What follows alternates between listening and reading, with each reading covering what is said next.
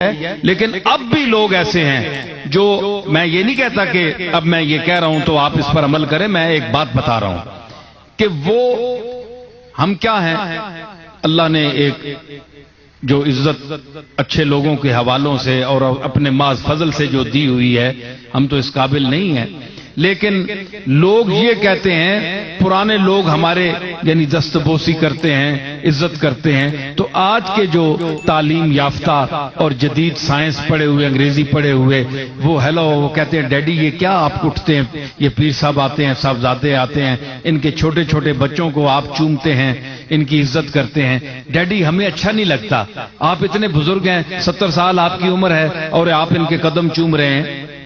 یہ ہمارے سامنے ہوتا ہے۔ میں لندن میں جاتا ہوں، وہاں ہمارے پرانے 4 پشتوں کے مرید جو ہیں، جب ہم سے اس طرح ملتے ہیں تو ان کی بیٹیاں، ان کے بچے ان پر اعتراض کرتے ہیں، میرے منہ پر کیا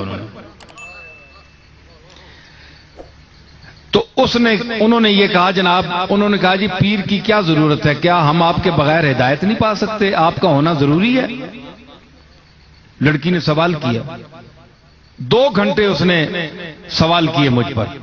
میں نے اس کو جواب دیا، میں نے کہا اگر آپ ہمارے بغیر جو ہمارا کام ہے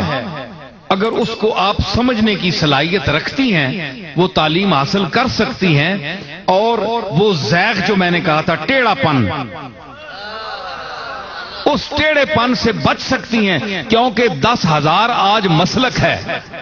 کوئی یہ کہتا ہے کہ میں سچا ہوں، ایک کہتا ہے میں سچا ہوں، ایک کہتا ہے میں سچا ہوں،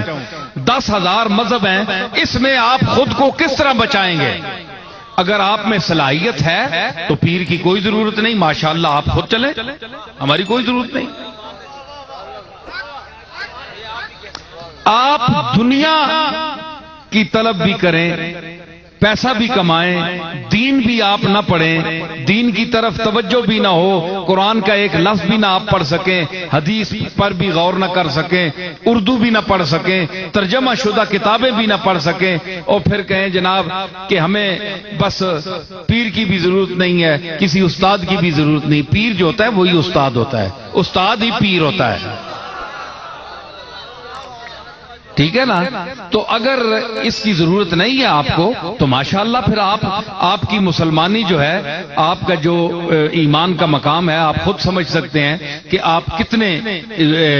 یعنی علم میں آپ کو رسائی حاصل ہے، آپ کسی مسئلے پر بحث کر سکتی ہیں، آپ کسی مقام پر کوئی بات کر سکتی ہیں، کسی قرآن کی آیت کی تشریح کر سکتی ہیں، کسی کو کوئی عقیدہ سمجھا سکتی ہیں، کسی کے اعتراضات کا جواب کوئی دے سکتی ہیں۔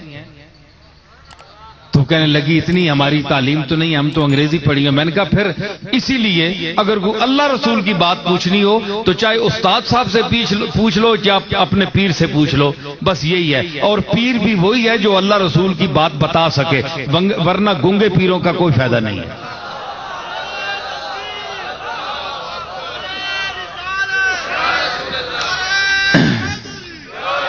تو یہ اعتراض کرتے ہیں تو اس کو باپ اس کا خفا ہوتا تھا کہ گستاخ تمہیں شرم نہیں آئی، تم نے کیوں گستاخانہ انداز میں ہمارے پیروں سے یہ بات کی؟ تو میں اس کو خفا ہوتا تھا کہ آپ چپ کریں، اس کا ایک نیا ذہن ہے، یہ تعلیم ان کی یہی ہے، پھر ملک برطانیہ ہے، وہاں آزادی ہے، سوچ الگ ہے، آپ گاؤں کے وہاں پرانے لوگ ہیں، آپ کی سوچ اور ہے، ان کی اور ہے۔ تو وہ بڑی بچی جو ہے مطمئن ہوئی، پھر میرے پاس آئی جی کہ میں آپ کی مرید ہونا چاہتی ہوں۔ جب دوسری تیسری مرتبہ میں لندن گیا، برمنگم کا واقعہ ہے،